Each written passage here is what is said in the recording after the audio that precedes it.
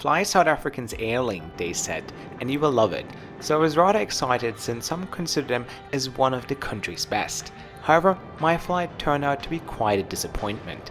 From a super rude check-in experience to limited lounge time, a sanctioned Belarusian plane, super filthy and dirty cabin, to lazy cabin crew and safety concerns. My flight turned out to be a complete shit show, so please join me today on a flight from Johannesburg all the way down to Cape Town.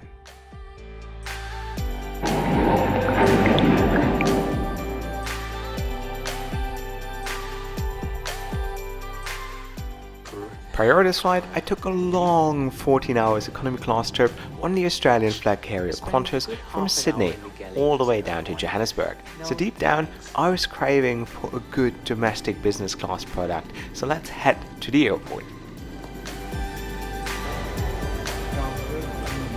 A beautiful good afternoon from Johannesburg, so let's check in for our Airlink adventure to Cape Town.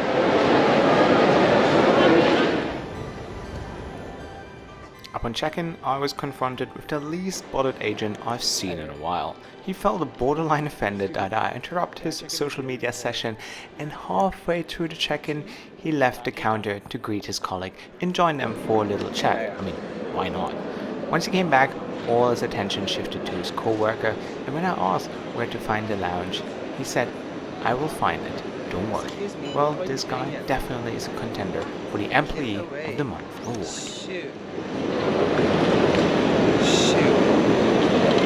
So all checked in, but the check-in experience was rude, unfriendly, unbelievable. Good thing is, it can only get better from here on. So let's go to the lounge. The great perk about traveling in business class is the fast-track experience, saving you heaps of time at Johannesburg International Airport. But then I made my way to find the Airlink lounge, where I was in for another surprise, and trust me, they keep on coming today.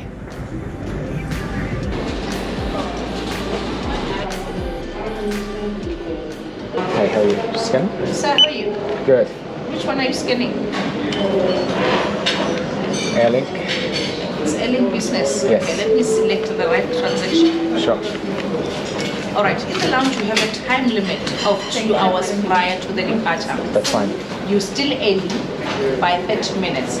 It's going to cost you 70 rand or come back at 10 to 1. 10 to 1. So I have a 2-hour time limit, so I should come back in... Yeah, you're early by 28 minutes. It's charging 70 rand. So I come back at 1-ish. Okay. 28, 26. Alright, no problem. So I guess I have to wait then until I'm allowed to enter the lounge. Pay $300 for business class ticket, and then they turn you away because you're too early. Why not? Never heard that. After not being allowed into the lounge, I went for a little stroll around the airport and did a bit of plane spotting, where I spotted Lift Airlines, South Africa's latest airline.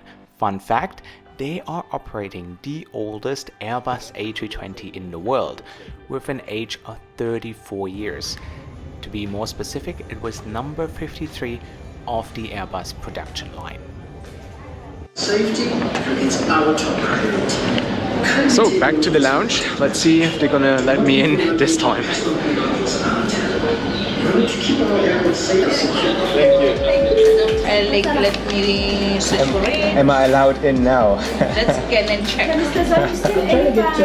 What? Enjoy your visit and keep track of the boarding pass time. I was finally allowed inside the lounge, and it offers everything a frequent flyer needs before a short domestic hop, including a buffet, alcoholic beverages, and of course a coffee machine.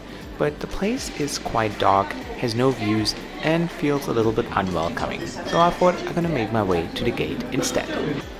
I then made my way to the gate for my flight to Cape Town. Airlink is operating 7 daily flights between the two cities, with 34,000 flights a year and 4.7 million passengers. It is the world's 9th busiest route in the world and the busiest in all of Africa. So bus boarding it is. 2-hour flight on the Embraer 195, which originally used to fly for Bolivia, technically sanctioned, in European airspace, but found a new home in South Africa, and taking it all the way to Cape Town. Airlink has a quite diverse fleet with 62 planes in total, making it the second largest airline in all of Africa. Our plane today is the Embraer 195, which you can probably see used to fly with the Belarusian airline Belavia. But due to international sanctions, they got rid of a lot of their planes, and a few of them are now operating within South Africa.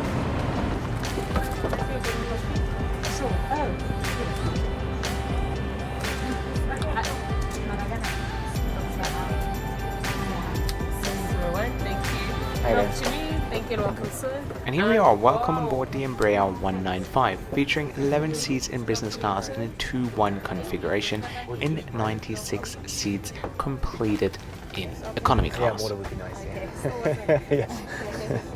First thing I noticed was all the rubbish laying around and how filthy and sticky the cabin was. Not a nice impression, to be honest.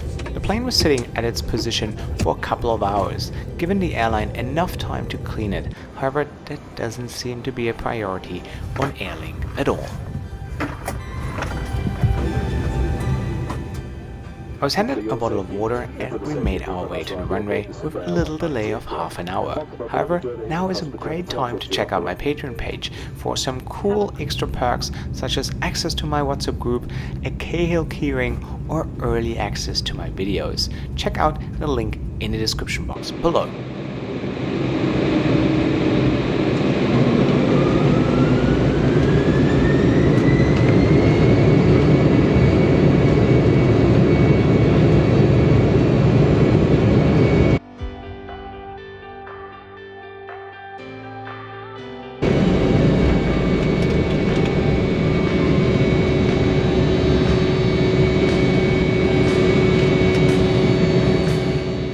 I also witnessed some beautiful views climbing out of Johannesburg, including the Soccer City Stadium, Africa's largest football stadium and the venue of the 2010 World Cup final, the first and so far last to be hosted on this beautiful continent. So guys, and here we are, welcome on board Airlink's Embraer 195. First impression, terribly filthy, rubbish everywhere. They don't really seem to look after their planes or not even clean them. Crew seems to be busy with themselves, having a good time in the galley. Doesn't seem very customer focused, to be honest, but I really hope it's going to improve throughout the flight. Beautiful, thank you.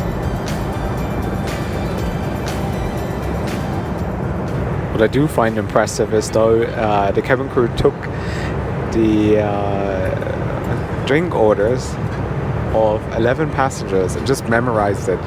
She didn't write anything down. She literally went through the cabin, asked everyone, and just memorized it. Pretty impressive. The crew would then come around and take our orders for our late lunch. The table is kept in the armrest, and as you probably noticed as well, there is no in-flight entertainment built into the seat in front of you. Beautiful, thank you. So 20 minutes into the flight, I could choose between chicken, beef, or a vegetarian option. It's all cold platters, so it's nothing heated, but from its presentation it looks pretty alright. So let's see what it tastes like.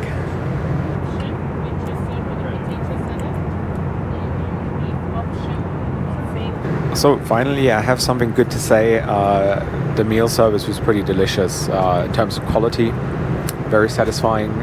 Also the cabin manager, she's a real sweetheart. She's very doing a tremendous job. So that being said, I got a coffee, and then we start our descent very soon as well. But before that, I'm gonna give you a Lou review because I know you want it.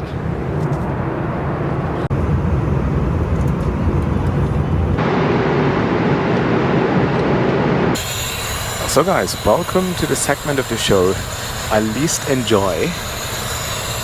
I'm sure you guys feel the same, and it's extremely tight in here. It's a very small loo right in the front, and genius me dropped his boarding pass in the loo. But yeah, looks very standard, no special amenities, but it is reasonable clean. I'm surprised, given that the seat is very sticky and very dirty, and there's rubbish everywhere. This one looks rather okay. But yeah, let me manage to get my boarding pass out of the loo, and yeah.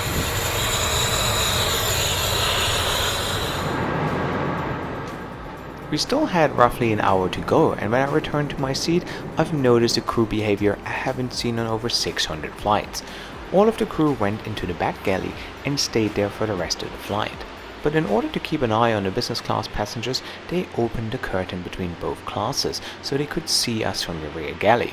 Not only does that take away a lot from the comfort of having your separate cabin as a premium passenger who paid a lot more, but it's also quite of a safety hazard.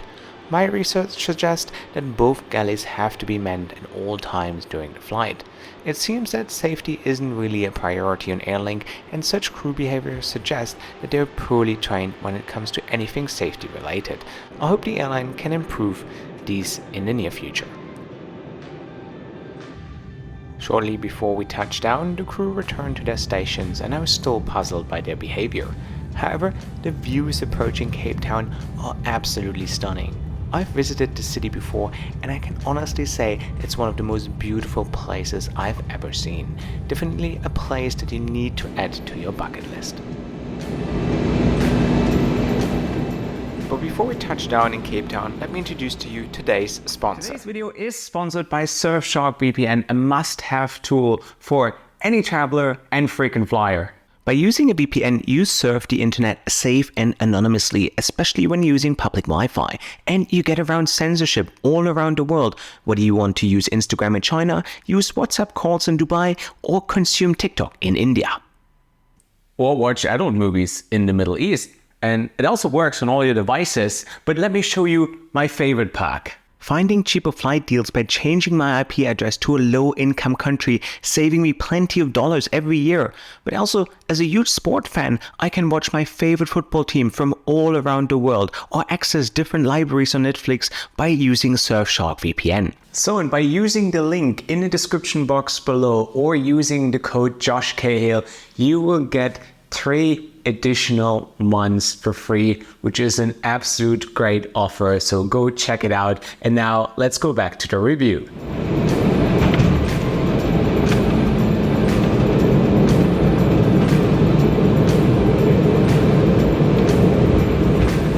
The seatbelt signs have been switched off and a cabin crew member has indicated before you leave.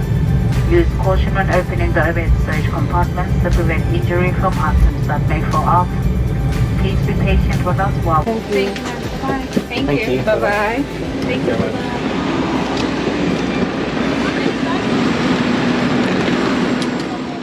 We safely landed in Cape Town, and once again we were picked up by a bus and taken to the gate.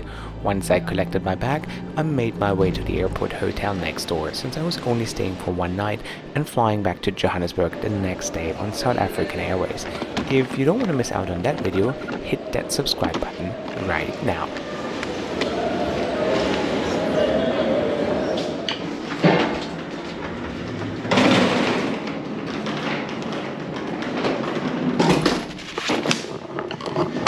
So here we are. Welcome to the airport hotel. Do I have an airport view?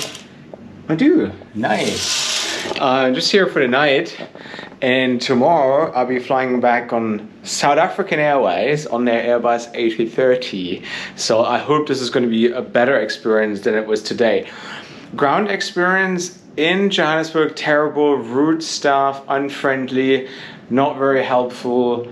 It was very, very disappointing.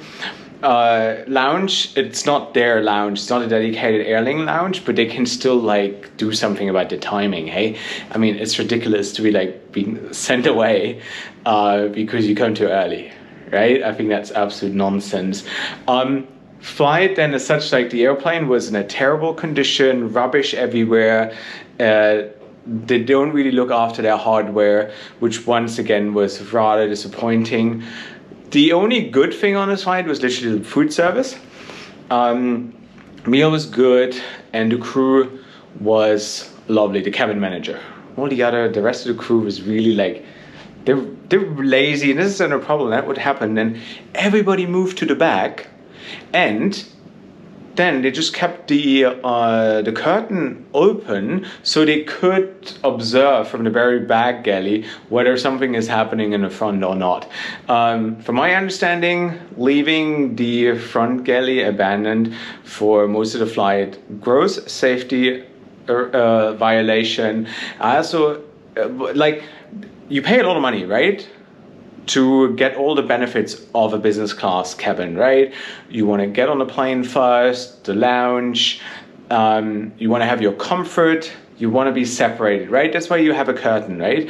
Leaving it open for most of the flight really creates this open space. It's uncomfortable. It's not what supposed to be, you know, and then you have people coming through all the time, and this is why usually the front loo is reserved for business class passengers, in the back for economy class. But because the curtain is open, people are walking through all the time, so it took away a lot from the experience, a lot for what I and the rest of the cabin paid for, right? I think this is unacceptable. And the flight wasn't cheap. It was 350 USD.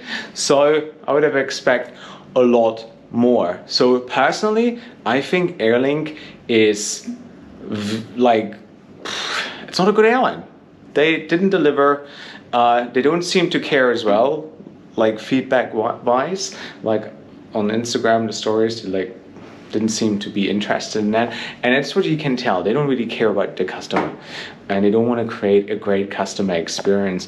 And that was exactly my experience as well. I got a lot of messages from you guys on Instagram saying you kind of felt the same when flying with Airlink. So I do not really recommend them in South Africa. I've tried a couple of airlines here, but gotta say honestly that Airlink by far the worst. Not worth the money. That was my review. That was my experience today, and I was trying to give you an authentic and unbiased review and see what did I get for the money. And today I got almost nothing for it. So yeah, maybe next time it's gonna go better. Anyways, if you want to join my WhatsApp group, have early access to my videos, get the Cahill keyring, check out my Patreon page. Link is in the description box below. Be nice if you join the Cahill army. And yeah, this is it. I'm gonna go to sleep now, probably very soon. And then I'm gonna get ready for my South African Airways experience. Flew them in 2019 from Washington DC to Accra, Ghana, and from Ghana to Johannesburg. And it was a fantastic flight. What I remember by that flight is the sensational lime cheesecake that I was served. The best dessert I've ever had in my life. And yeah, let's see how they go. They went through a lot of issues and troubles, and then they stopped operating, and now they're back. So let's see what it's like. Anyways, guys, thank you so much for watching, and wherever you're off to, have a safe trip. Bye.